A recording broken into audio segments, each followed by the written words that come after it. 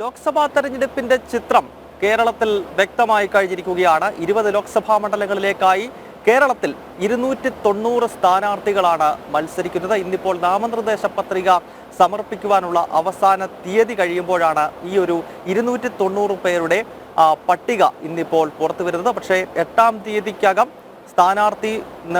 സ്ഥാനാർത്ഥികൾക്ക് വേണമെങ്കിൽ ഈ മത്സരത്തിൽ നിന്നും പിന്മാറാം. പക്ഷെ നിലവിൽ ഈ പത്രിക സമർപ്പിച്ചിരിക്കുന്നത് 290 പേരാണ്. 22 പേർ തിരുവനന്തപുരം ലോക്സഭാ മണ്ഡലത്തിൽ മത്സരിക്കുന്നു. ഇവിടെയാണ് ഏറ്റവും അധികം സ്ഥാനാർത്ഥികൾ തമ്മിൽ മത്സരം നടക്കുന്നത്. അതല്ലാതെ തന്നെ നമുക്കറിയാം തിരുവനന്തപുരം ദേശീയ തലത്തിൽ തന്നെ ശ്രദ്ധ നേടുന്ന മത്സരമാണ്. BJPയുടെ കേന്ദ്രമന്ത്രിയായിട്ടുള്ള രാജീവ് ചന്ദ്രശേഖറും കഴിഞ്ഞ 15 വർഷമായി തിരുവനന്തപുരത്തെ പ്രതിനിധീകരിക്കുന്ന UDFന്റെ സീനിയർ നേതാവായിട്ടുള്ള കോൺഗ്രസിന്റെ മുതിർന്ന നേതാവ് ശശി തരൂരും ഒപ്പം ഇടതുപക്ഷത്തിന്റെ CPIയുടെ നേതാവ് പന്നിയൻ രവീന്ദ്രനും തമ്മിൽ നടക്കുന്ന മത്സരം അത് ദേശീയ തലത്തിൽ തന്നെ ശ്രദ്ധ നേടുന്നുണ്ട്. ഒപ്പം കേരളത്തിൽ ഏറ്റവും കൂടുതൽ സ്ഥാനാർത്ഥികൾ മത്സരിക്കുന്നതും തിരുവനന്തപുരത്താണ്.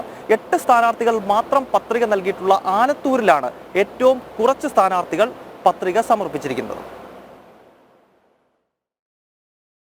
നാമനിർദ്ദേശ പത്രിക സമർപ്പിക്കുന്നതിനുള്ള സമയപരിധി ഇന്ന് അവസാനിച്ചപ്പോഴാണ് സംസ്ഥാനത്തെ രാഷ്ട്രീയ ചിത്രം തെളിഞ്ഞത്.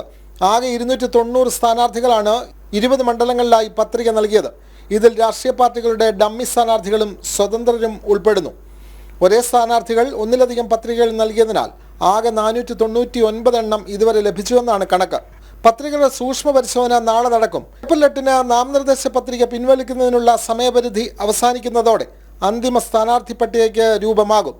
ഇതുവരെ നാമനിർദ്ദേശ പത്രിക സമർപ്പിച്ചിട്ടുള്ള സ്ഥാനാർത്ഥികളുടെ മണ്ഡലം തിരിച്ചുള്ള വിവരം ഇങ്ങനെയാണ്.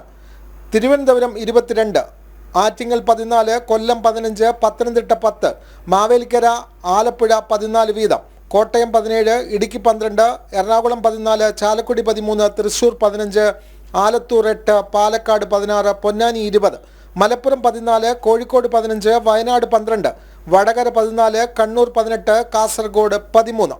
ഏറ്റവും അധികം സ്ഥാനാർത്ഥികൾ പത്രിക സമർപ്പിച്ചത് തിരുവനന്തപുരം മണ്ഡലത്തിലാണ്. ഏറ്റവും കുറവ് ആലത്തൂരിലും. മാർച്ച് 28-നാണ് സംസ്ഥാനത്ത് നാമനിർദ്ദേശ പത്രിക സമർപ്പണം തുടങ്ങിയത്. പത്രികാ സമർപ്പണത്തിന്റെ അവസാന ദിവസമായ വ്യാഴാഴ്ച മാത്രം 252 നാമനിർദ്ദേശ പത്രികകൾ സമർപ്പിക്കപ്പെട്ടു. ഏപ്രിൽ 26-നാണ് പൊതു തെരഞ്ഞെടുപ്പ്. ജനം, തിരുവനന്തപുരം.